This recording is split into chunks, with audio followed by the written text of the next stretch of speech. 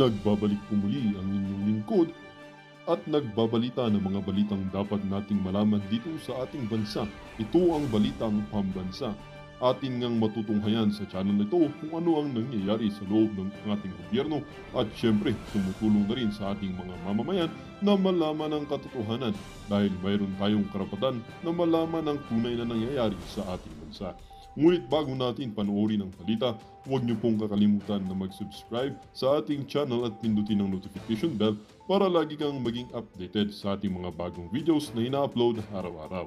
At sa ating mga solid viewers naman dyan ay maraming salamat naman po sa walang sawang pagsuporta. At syempre, huwag din pong kakalimutan mag-iwan ng like at i-share ang ating mga videos. At kung mayroon ka naman pang opinion, ang ating comment section ay bukas para sa inyong mga hinaing.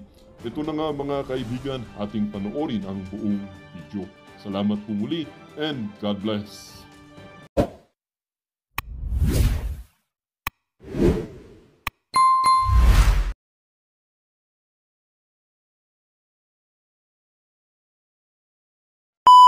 Ayaw na nila sa gobyernong mapang-api, hindi sumusunod sa due process at talaga namang walang utang na loob sa Pangulong kung saan ay nagbigay sa atin ng tunay na, alam mo yon, tunay na kaayusan sa ating bayan. Ha? Ito, unahin na natin ito. Ito, unahin natin yan. Ha? Ito po si, today, ayan, ang ganda ng sinabi niya, basahin natin, ha? Mga single dyan. At mga naakit sa mga naka-uniforme. Single pa kaya si Kuya? Ang ganda na sinabi dito. Today, I stand before you as a proud individual. I recall a time when I was proud I was proud to wear the badge and uniform, especially during the term of former President Rodrigo Duterte. However, I'm now ashamed. Naku, Tore. Yan ang ginawa mo sa mga bata mo. Ngayon ay nalulungkot na sila, ay nahihiya na sila pala. I'm now ashamed to have worn that uniform, knowing that institution has deviated from its true purpose. Naku po. The PNP, which was once a symbol of pride and service, has become a tool for politics, a personal gain. It is disheartening to see how the men and women in uniform are being used to serve interests that are not aligned with the welfare of the Filipino people. Ganda nun, Brad. Panalo yun. Panalo tong tropa natin na to. Diba? Sabi niya dito, yung mga uniform personnel are being used to serve the interests that are not aligned with the welfare of the Filipino people. Alam niyo mga kababayan, eto lang may kumausap sa akin kanina, sabi sa akin kanina, alam mo, kung talaga ang intensyon nila ay maayos, mabuti, at sa legal na pamamaraan, hindi nila itatago itong mga nangyayari na ito. Kasi tinatago nila itong mga nangyayari na ito na 'di ba? Yung mga bakit to kanyo? Ito isipin niyo na mabuti ito. Hanggang kaduluduluhan, deny sila ng deny na aarestuhin nila si Pangulong Duterte. As a matter of fact, ang dami naglalabasang news. Kaya daw pumunta si Pangulong Duterte sa Hong Kong para takasan ang pag-aaresto ng ICC.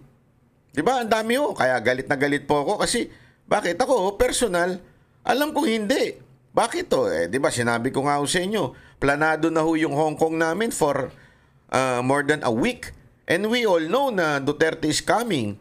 So, hindi ito pinlano lang ng biglaan. Ito alam ng sambayan ng Pilipino na ito talagang planado na. At hindi tatakas si PRRD. At kung lumabas man yan, ay haharapin niya. And as a matter of fact, he did. As a matter of fact, dapat gabi pa siya uuwi. Inagahan niya na. Gusto niya nang harapin. Ganun katikas ang ating Pangulo. Pero kakadulo-duluhan niya, sinasabi ko nga sa inyo, itinatanggi pa ng ating gobyerno. 'Di ba? Keso wala daw silang alam, keso ganito. Ibig sabihin, meron talagang lantarang pagtago sa pag-aresto ni Pangulong Duterte. Kung walang masama, bakit mo itatago? Kung hindi illegal, bakit mo itatago? Ibig sabihin lang talaga, kaya tinago, para hindi ho ma-question legally. Di ba ho? Eto nga, isa pa. Alam naman po natin, di ba? Hindi naman po natin sinasabing wag niyong iserve yan. It's your right. It's your prerogative. 'Di ba? Dahil mahinang nilalang yung ating presidente at kailangan maging sunod-sunuran siya sa dikta ng mga banyagang prerogative niya 'yan. 'Di ba? Prerogative niya na sundin yung ibang bansa even if we have our own sovereignty. Prerogative niya 'yan kasi siya ang presidente. 'Di ba ho? Pero gayunpaman, hindi ho sinunod yung tamang proseso. Paulit-ulit na sinasabi yan eh. Kasi ang kanilang argumento ay hindi na daw tayo, parang nag-backfire daw yung ginawang pag-alis ni Pangulong Duterte sa ICC kasi the procedure in the Article 59 is no longer, tawag dito, hindi na daw siya applicable because we are no longer under the ICC. Hindi na daw applicable yung rule ng Article 59. So, parang nag-backfire daw. Yun ang sinasabi ng ilang mga gunggong na mga abogado. Pinaliwanag po yan ni Atty. Torion. Pinaliwanag po yan ni Atty. Torion na bakit kailangan pa rin pong sundin yung Article 59. Again, it is because the reason why you are arresting, it is ICC. Kung sanang hindi yung ICC ang mag-aaresto, yung nag-search ng nag-serve ng warrant, abay pwede natin gawin dahilan yun. Hindi tayo nasa ilalim ng ICC, hindi natin sinusunod yung ICC. Kaya lang, hindi nyo pwedeng paikot-ikuti ng mga Pilipino. Talagang ICC ho ang nag-serve, nagbigay ng warrant, ICC po. So, ibig sabihin po mga kababayan, we have to follow yung Article 59. Hindi pwedeng hindi sundin yun. Parang ano to? Ang susundin lang natin yung kalahati. Ano ibig ko sabihin? Sundin natin yung warrant, pero hindi natin susundin yung Article 59. Imposible yun. By serving the warrant of ICC, you are following the ICC. Therefore, Article 59 should apply. Ganun lang kasimple yun. And Article 59 says, you have to surrender first to the court, local court, ang Pilipinas. And let the court, kasi sabi nga, meron po akong napanood dyan, napaganda ng paliwanag niya. Kahit kailan, hindi pwedeng mas makapangyarihan ang batas na nasa labas kesa sa nasa loob. Ano ibig sabihin nun? Hindi pwedeng mas makapangyarihan ang batas ng ibang bansa kesa sa batas natin. Lahat ng batas sa ibang bansa must comply with our law. And in our law, there is such term as due process. Everyone must receive a due process. Hindi po pwedeng hindi. And that due process, kailangan mong humarap sa korte sa Pilipinas. Bakit mo dinala sa Villamor? Bakit mo dinala doon? May korte ba doon? Anak ka ng wewe, oh. Bakit mo dinala? Kaya nga tama yung sinasabi ni Kuya na wala, you are serving the interest of yung mga politiko po. Wala nang iba. Yung mga politiko po ang sinusunod ninyo. Ito po, it's time for us to acknowledge the remarkable strides he made in our country, si Pangulong Duterte. Developed to honor the commitment of the Filipino, we owe it to ourselves, our children, and the generations to come. Ensure that his efforts are not in vain. Let us come together to show our appreciation for his service and to continue his mission of creating a better future in our nation. As a proud Filipino, together, we can make difference and protect the former president. We can show our support by being vigilant, speaking out against injustices, and promoting the values that he stood for. Ang galing, Brad. Ang galing mo, Brad. Ay, mali. Ito pala. Let us unite in our quest for a better Philippines. A Philippines that is worthy of the sacrifice and effort of our president. Mabuhay ang Pilipinas. Saludo ko, sir. Saludo ko sa iyo, ha. Hindi ka lang mukhang matikas at malinis sa katawan. Ano ba kung anong tinitingnan mo? Malinis siya sa katawan. Tinan mo. Bakit? Nililinis niya yung radyo niya. Kayo naman. Ayan, di ba? Sino pa? Ito pa. Ayan. Ayan. Eto yun. I'm not in the service anymore. Kaya yes, sasama ako sa people power. Kung si Tatay Digong handang mamatay for Filipino people, so do I. You can count on me. Oh, grabe yun, Brad. Panalo. Ang tanong, mga kababayan, kayo ba handa? Hindi, yun ang tanong. Handa po ba kayong mamatay para sa inyong bayan? Ang ganda nung kanta na yun, di ba? Nang mamatay, Tama ba yung lyrics ko? Baka mamaya ako ang mabash dito, ah. Tama. Hindi, kasi alam mo naman, magkamali ka lang ng words. Delicates ka na, di ba? Totoo naman. Nang mamatay ng dahil sa'yo. Kasi may naalala kong kanta eh. Basta, kaibang kanta. Kaya tuloy nami-mix up ko eh, di ba? So, sa totoo lang, mahirap. Aminado ako sa inyo, mga kababayan. Mahirap. Kung alam nyo lang yung panggigipit na nangyayari sa buhay ko, ngayong panahon ng, marami akong hindi pa nakikikwento eh. Kung paano ako ginigipit ng putang inang gobyernong to. Kung paano ako pinapatahimik, kung paano pinapatahimik ang grupo ko. Kahit wala na ako ang inuuna nila dahil alam nila na tayo po yung nangunguna sa Banateros. Pinumumunuan po natin yun. Although, I can say, even if wala ako dyan, yung mga nasa Banateros, tatayo at tatayo yan. Lalaban at lalaban yan. Hindi yan yung, nakantil nila si Banat Bay, uurong na mga bayag namin. Hindi. Mas matikas pa sa akin yung mga tao na nandyan. Mas matatapang pa po yung mga yan kaysa sa akin. Yun ang masasabi ko. Kaya, wag lang ako, pati sila din. De,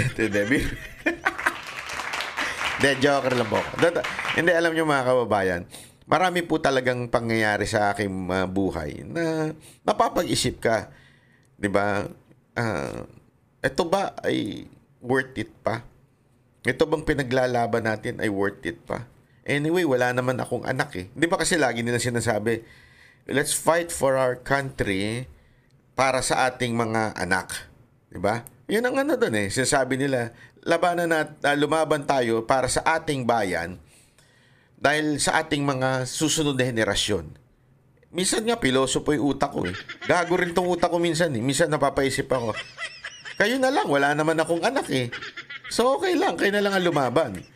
Di ba? Kaya lang alam mo, nung nakita ko yung si Pangulong Duterte, sabi ko, grabe ito. This is the person na talagang sobrang lumaban para sa Pilipino. Mantakin mo, mga oligarch, pinagbayad niya ng tax. Hindi o ordinaryong, yun? Bakit? Kung maaari ko lang ikwento sa inyo yung mga alok sa kanya, kung magkano ang alok sa kanya, just to babawasan yung babayaran na tax, hindi niya tinanggap. Di ba ho? Saan nga nakakita ng ganyang klaseng presidente? You want zero corruption na sinasabi ninyo? Ito ho yun.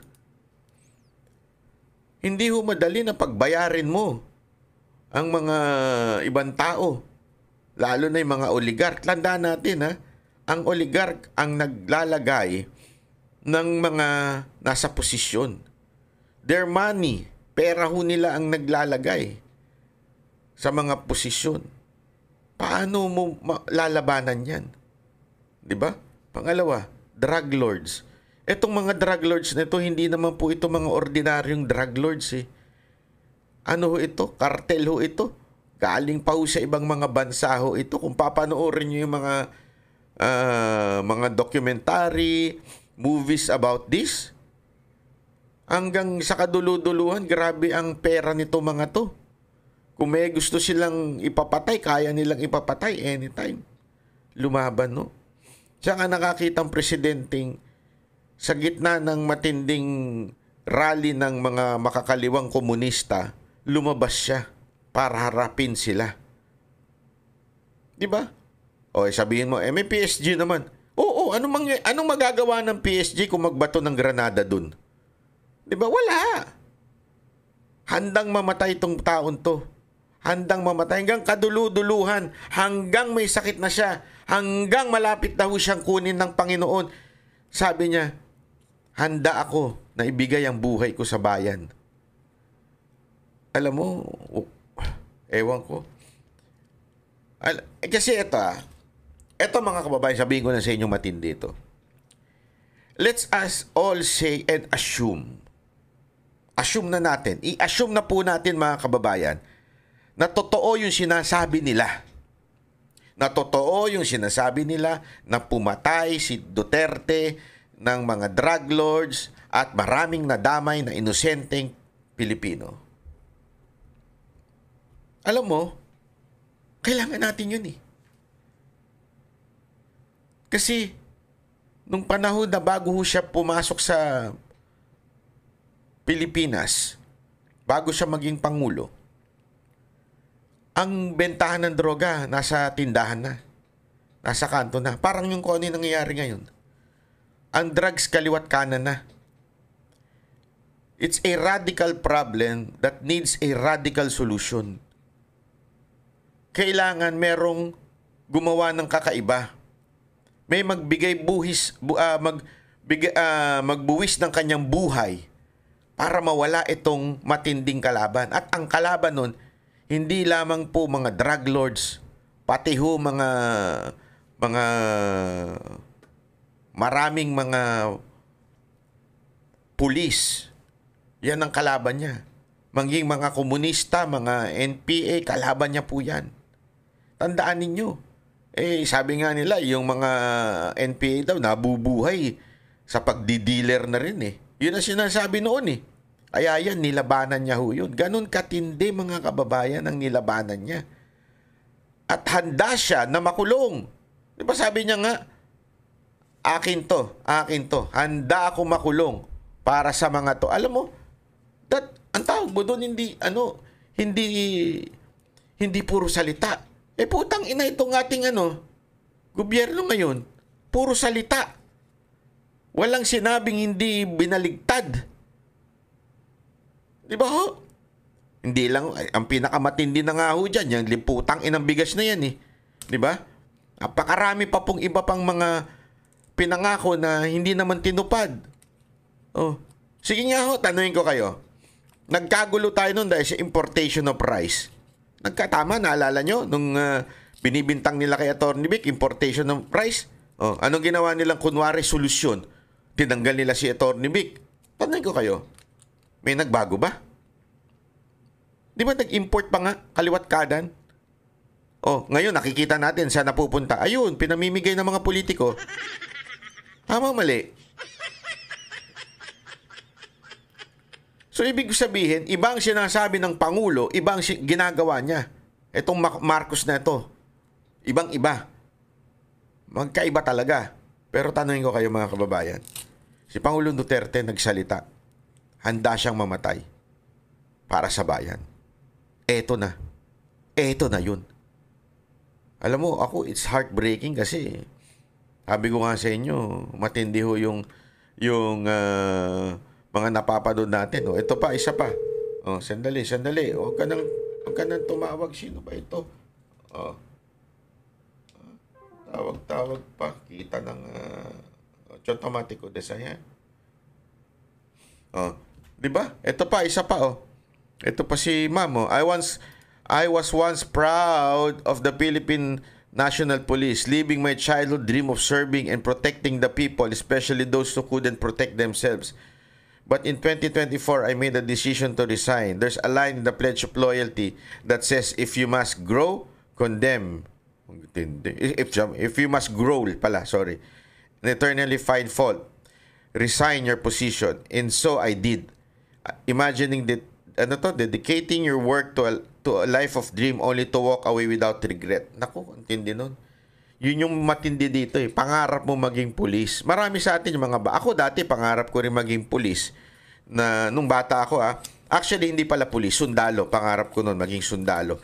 Kasi talagang nararamdaman ko na gusto kong ipaglaban ng ating bayan. Kaya lang nung nagkaroon ng naalala ko noon signing yun sa PMA sa eskwelahan ko. Merong mga tinanong nung panahon na yun, ewan ko ngayon kung ganun pa rin. Malabo iba yung mata mo, sobrang labo. May sakit ka ba? May asthma ako, tsaka may ganito ako. Tapos, ano pa, anong height mo? Kailangan ganito requirement. Alam nyo, walang niya. Lahat, hindi ako pumasa eh. Kaya hindi po ako nakapag-training eh. Hindi ako nakapasok. Ha? Ayan, no. So, ang hirap nga, sinasabi nga nito na kahit pangarap mo, hindi mo magawa. 'Di ba? Ay, hindi mo na siya ano ngayon. Kailangan mo na siyang iwan. Kahit pinangarap mo, naging pulis ka, pero kailangan mo na siyang iwan. Yun ang masakit doon. Ito pa, sabi, to my former president, PRRD, you didn't just give me the opportunity to fulfill my dreams of better serving and protecting the people, but also you give me genuine love and unwavering support. Words will never be enough to express my gratitude to you. My heart goes out to my former colleagues in PNP, AFP, and other MIU who cannot openly show their love and support for you. Ano yung MIU? Ay sa tingin ko, men in uniform eh. Who cannot openly show their love and support for you. Their silence is not by choice but by circumstances. We are all burdened by the fact that you stood for us, protected us, even at the cost of your own life and freedom. And yet, painfully, we cannot openly return the same protection to you for all that you have done, for the sacrifice of you continue to make. Thank you, FPRRD. You will always have my deepest respect and gratitude. Palakpakan. Iba ho talaga ang mga tikas na mga kapulisan natin ngayon. Ha? Talaga namang masasabi mong wow. Ha? Grabe ho. Ito si Ma'am ito tinatawag na babaeng mas matapang pa dun sa mga ibang umaresto kay Pangulong Duterte. Kay Pangulong Duterte. May mga matatapang dun eh. Actually, nung pinanonood ko yun, grabe. Kasi yung isang parang PSG niya yun, yung sa kanya security, ano ho yun, napakabait na tao nun. Talagang dedicated sobra sa pagsisilbi kay Pangulong Duterte, tapos hinatak-hatak lang din ng ganun. Mamaya papakita natin yung video na yan ha, para maunawaan ninyo. Ito naman sana walang music. May share ko lang sa inyo. Nakita nyo yan? Yung uniform na yan? Mamimiss ko yan. Kaya abangan nyo ang aking kwento ng aking buhay. Abangan ko yan. Sa pagtatapos ng aking serbisyo. May share ko lang sa inyo. Abangan ko yan, ha? Pero yung mga single dyan, ha? Easy lang, ha? Medyo pogi-pogi si Sir. Naku po, patay tayo dyan. Matigas si Sir, ha? Bakit yung mga nagre-resign, mga pogi, magaganda, no? Yung mga naiwang kamukha ni Tory lahat, no? Di ba? Sabi nga, anong sabi doon? Birds of the same feather looks like together. Magkakamukha, no? Buti pa ito ang mga to eh. Dali next tayo. Ito. Ayan. Huwag ka makisali dyan, banat ba hindi ka pulis. Ayan marami pa po yan, mga naglalabasan. May mga na-post pa po tayo eh. Ito pa si Ma'am, PSG. SWAT na, PSG pa, nako. Malupit to si Ma'am. Madam Jingjing, ha? Becoming a police officer was never my original aspiration, but in time, I felt a higher calling that guided me toward this path. Ayun, ganda nun. God led me to it. Despite my family's initial objection, they ultimately close to accept and support my decision. I embraced the profession with deep love and patriotism. Enduring its many challenges, sleepless nights, being separated from loved ones, enduring insults, backstabbing, and character assassination from colleagues, as well as the isolation I faced during special occasions. Oo, totoo yan, yung mga pulis, di ba? Minsan kahit Pasko, New Year, na wala ho sila sa pamilya nila, pero yet they continue, di ba? I went beyond what was required of an ordinary police officer. The words of Lupang Hinirang, ang mamatay ng dahil sa iyo. The PNP hymn, ihandog ang iisang buhay. And the PSG pledge, when it becomes necessary that I have to make the ultimate sacrifice, then let it be so. Ganda nun. Sana tumatak yun sa mga pulis na matitino. Diba? Bilang PNP, ihandog ang iisang buhay. PNP, yung mga pulis natin dyan na mga walang utang na loob, nasa puso nyo pa ba yan? Yung mga pulis na sunod-sunuran kay Torre, nasa puso nyo pa ba yan? Ihandog ang iisang buhay. Di ba? Ano pa? Yung sabi sa PSG naman, when it becomes necessary that I have to make the ultimate sacrifice, then let it be so. Lupit nun. Resonated deeply with me. These lines were personal and there were times when the weight of their meaning brought to me tears. I truly love my job. However, over time, that love has began to fade. The value I was found it no longer holds the same weight. And so, I decided that, much like in any relationship, naku, yan na mahirap, yung hiwalayan, it may be best to part ways while there's still some respect left.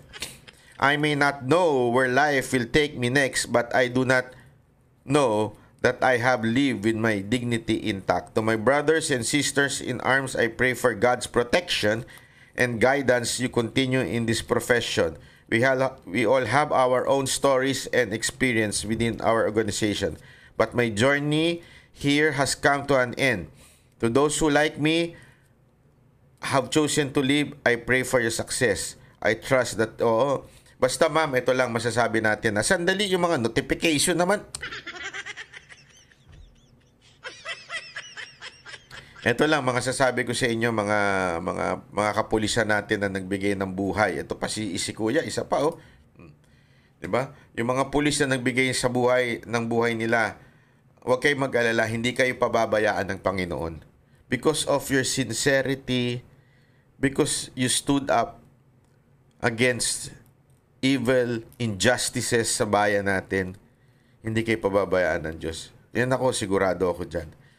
Kung talaga naniniwala kayo na kayo po ay merong pong talagang pinaglalaban na, alam mo yun, kabutihan.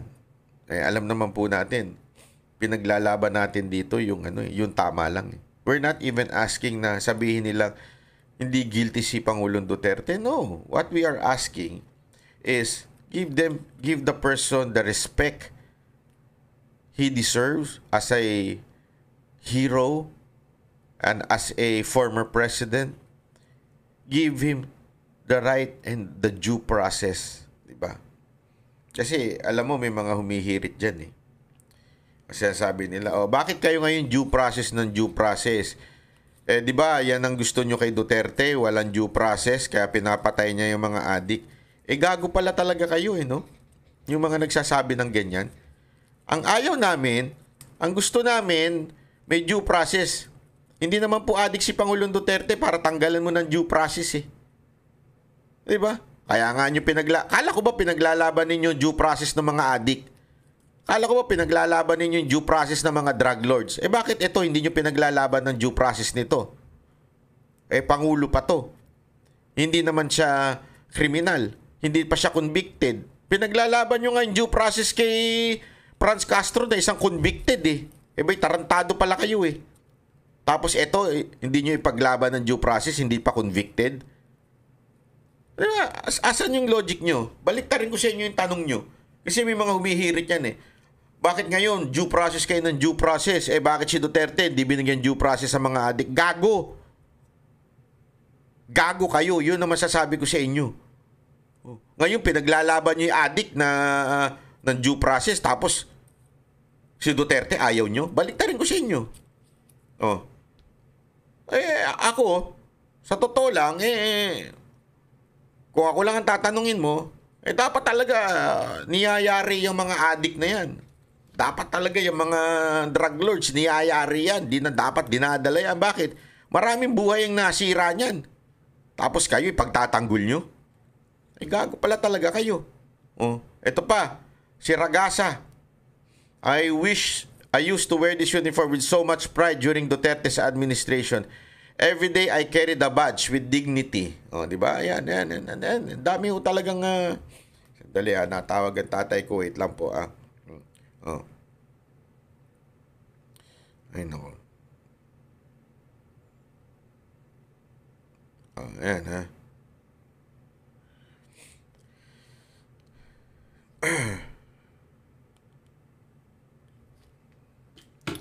Ay, naku.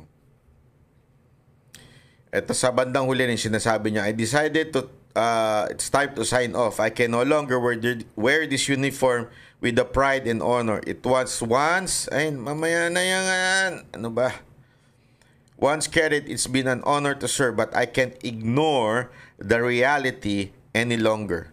I hope that someday those who come after us will wear it with true pride, not for politician, but for the people who deserve better. Shukran. Ay, hanga ako sa mga kapatid na to. Hanga ako sa inyo, sir. Alam mo yun? Napaka matindi yung mga paninindigan ninyo. Hindi ko malubos maisip na ganyan ang inyong gagawin para sa ating bayan. Alam mo, ito na lang, nananawagan tayo dun sa mga iba pa po nating kapulisan dyan. Alam ko, medyo it's hard, pero yan kasi yung sinumpaan ninyo eh. Ang sinumpaan ninyo is to protect the people. Diba? Ipaglaban ang bayan natin. Yan ang ating sinumpaan eh. Kaya hindi ko pwedeng sasabihin natin, hindi, sumusunod lang kami sa utos, delikado kami sa ano niyan. Alam mo yun, sa mga otoridad niyan. Baka kami ang balikan, bawian. Alam mo naman itong gobyerno natin na ito, matindi ang kanilang ano. Oo, I understand that. Pero mga kababayan, yan ang sinumpaan ninyo eh. Di ba? Yan ang sinumpaan ninyo. Oh. So, dapat po, panindigan nyo yan. Sinumpaan nyo yan eh. Na proteksyonan ang taong bayan. Hindi ibigay ang kapwa Pilipino sa ibang bansa ng wala man lang due process. Diba? So sana, panindigan po natin yan, mga kababayan. Alam ko, mahirap sa inyo, mga pulis, gawin yan kasi may pamilya din kayo. Pero, akala ko ba kaya kayo naging pulis dahil gusto ninyong magsilbi?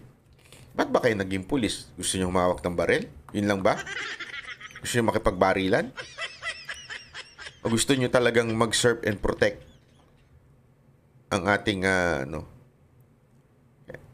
Pero parang tahimik ang AFP, no? Sasabihin na naman nila, we're not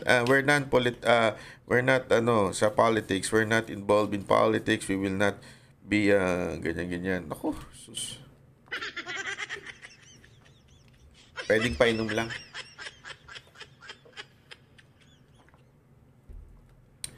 Ayoko kasing ano eh. Ang mandato nyo as AFP, protect the Constitution. Are you still protecting the Constitution? Alam nyo may paglabag sa batas to eh. Alam nyo. Hindi dinala sa korte.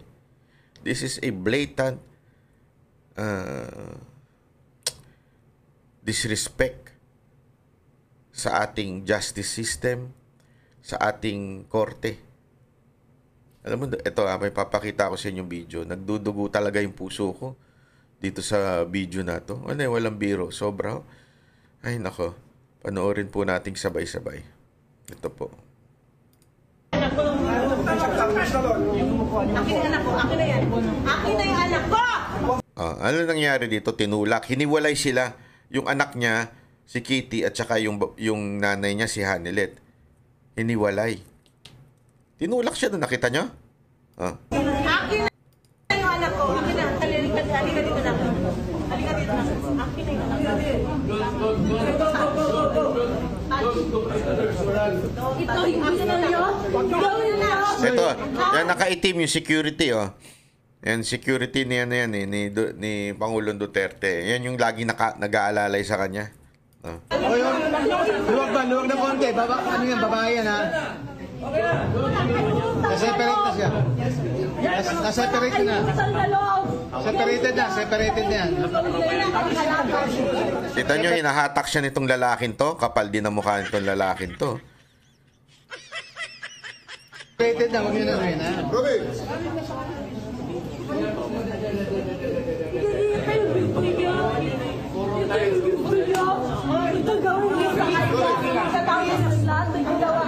May lalapit na. Relax.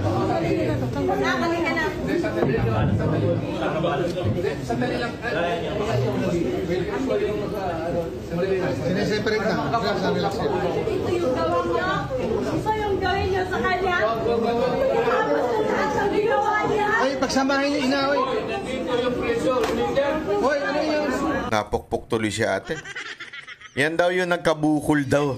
Nakita niyo yung video niyan, yung photo na yan, na nagkabukol daw yung pulis na yun. Bukol ba yun? Ang hina-hina nun eh. Nagkabukol daw dahil sa hinampas ng ganun. Tangin, nagpulis ka pa. Kung ganun ka rin naman kahina. Again ha, kasi sinasabi na naman ng iba, kakasuhan daw si Hanilet for obstruction of justice. No. He is not obstruction. He is not obstruction. Hindi niya ino-obstruct yung justice dyan ha. Bakit? Hindi naman niya pinipigilan si Duterte yung maaresto. Kaya niya ginawa yun dahil kinukuha yung anak niya. Bakit kinukuha yung anak niya? Hinihiwalay sa kanya. Babae yun, bata pa. Alam niyo ba na bata pa si Hanilet? Ay, si Hanilet. Yung anak niya si Kitty, bata pa yun. Bakit mo minor pa yun? Ba't mo ihiwalay sa nanay? Di ba? Hindi obstruction of justice yan. Andito si Duterte sa kaliwa eh. Nandito na. Hindi, baligtad pala. Ayan, nandyan siya sa kaliwa. Oh. Yung si Kitty nandun sa kabila. And pag ganun, si Kitty, pakanan. Ibalik mo yung anak ko. Ibalik mo ang anak ko. Ano ba yun? Sinasabi, balik niyo yung anak ko. Parang hindi naman kasama yun eh. Tingnan nyo ha, bakit siya kinakapitan at parang ang dating hinahatak na siyang palabas. Again ha, hindi niya pinipigilan si Duterte dahil si Duterte nasa kaliwa. Si Kitty nasa kanan. Pinupuntahan niya, bakit niyo hinihiwala yung anak? May kaso ba yung anak niya? May kaso ba si Hanilet? May kaso ba si Kitty? Ba't niyo hinihiwalay? Tangin ang tanga-tanga nitong mga pulis na nandi dito eh. Akin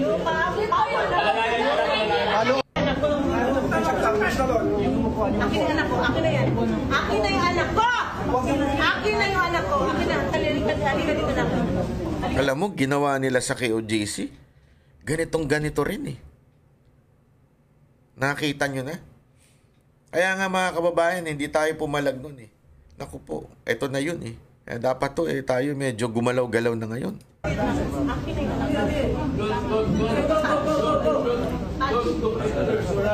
Ito yung gusto nyo? Gawin na. Oh, ito pa. Pakita pa naman natin to isa ha. Oh, ito. Grabe to. Ano, walang music? Wala.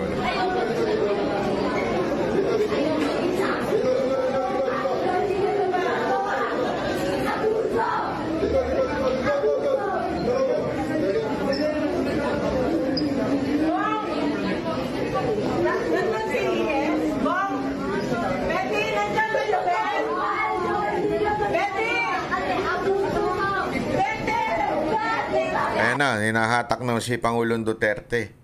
Palabas. Tapos siyempre, naiiyak ko si Kitty dito. Sinasabi niya, Daddy, come back here. Yung nagri-ring po, doon po yun ha, sa video. Baka magtaka kayo, nagri-ring yung mga cellphone niyo.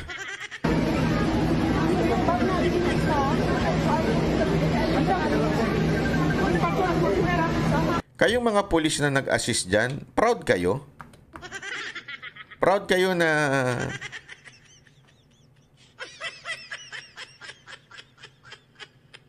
alam mo, this is sabi nga nila, tinawag nga nung iba, tinawag nila na keso kidnapping daw ito. Tama naman sa sa tingin ko, may basis po yun eh. Bakit? Wala naman pong dapat ang procedure dadalhin sa korte. Bakit dinala sa ibang bansa? Dapat dalhin sa korte sa Pilipinas.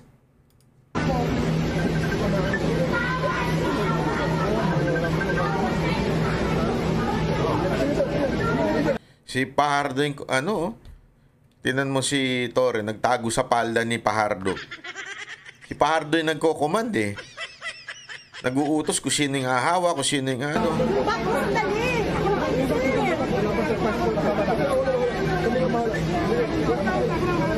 Yung babae na nakaitim, na naka-jacket, ano po niya yan? Nurse na, police din po yan na nurse. Sama po din sa Hong Kong yan. Ha?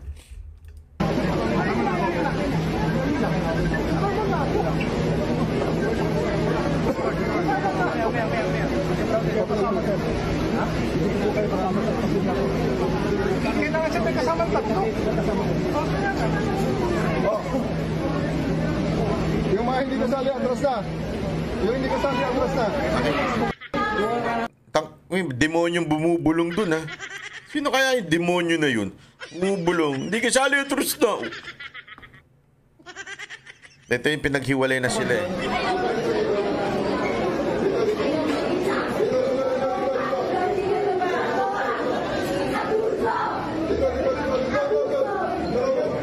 Yung mga babae na nandyan na naka-uniforme na ganyan, proud kayo? Ako, may tanong lang ako. Sa mga sundalo po, ha?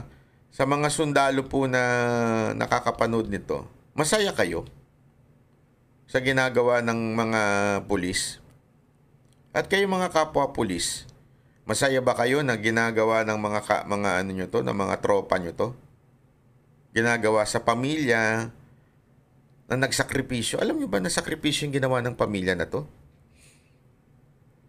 Sakripisyo yun. Pamilya ni Ma'am Sara Duterte, ni Labaste. Pamilya ni Ma'am Hanilet.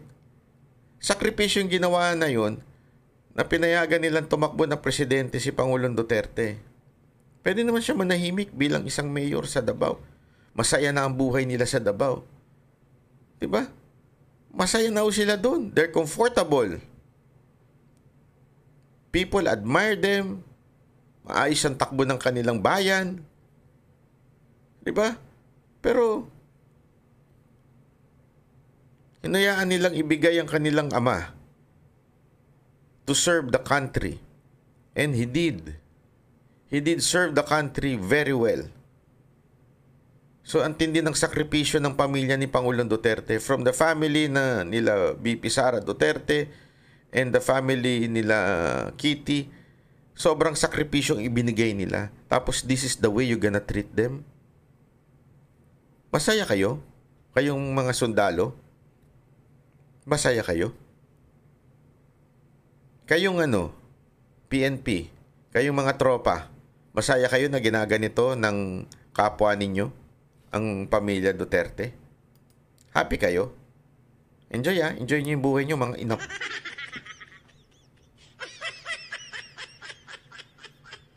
Alam ko, marami pa po dyang mga pulis at sundalo hindi masaya. Pero again, tulad ng aking pinost, nag-post po ako, diba, ng video. Hindi ko kailangan ng awa ninyo. Hindi kailangan ng taong bayan ng awa ninyo. Ang kailangan nila ay ang prinsipyo ninyo. Yung pagtayo nyo. And don't misinterpret me by saying kailangan kayong magkudita. That's not my point. Hindi yun ang point ko. It's not rebellion. Hindi mang-agaw ng kapangyarihan. Ang point ko dito, paulit-ulit ko sinasabi, express your disagreement against this government. Especially against your boss. Express nyo. How? Social media. Kung sitayin kayo, gawin. Kung kasuhan kayo, let it be. Kung it's better if you resign. Sabay-sabay kayo. Let's have a mass resignation. PNP. Mag-mass resignation kayo. Sino pang gagalaw dyan kung nag-mass resignation kayo? Hindi kayo lalaban, ha? Hindi kayo lalaban. Mass resignation ang gawin nyo. Kasi pag lumaban kayo, kakasuhan pa kayo, mag-aano pa kayo, kung ano-ano pang gagawin. Mag-mass resignation.